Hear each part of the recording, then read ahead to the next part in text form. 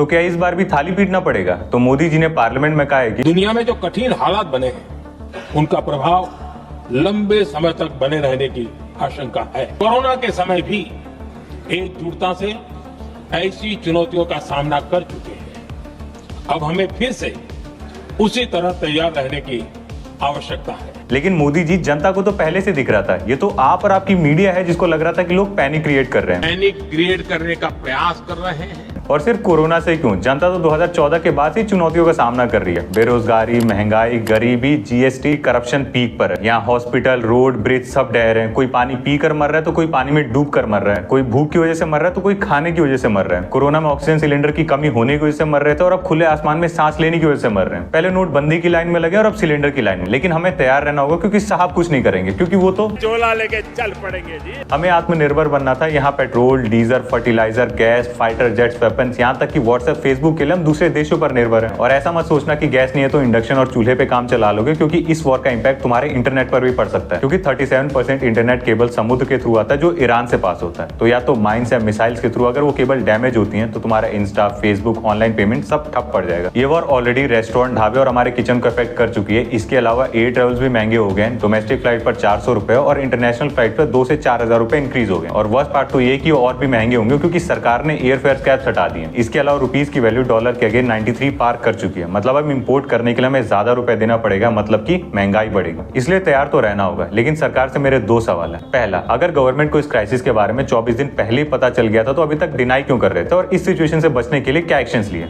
दूसरा, अगर इस सिचुएशन इतनी सीरियस है कि इसे कोविड से कंपेयर किया जा रहा है तो क्या इस मामले को लेकर पार्लियामेंट में फुल डिबेट नहीं होनी चाहिए थी? कब तक बचते रहोगे सवालों से?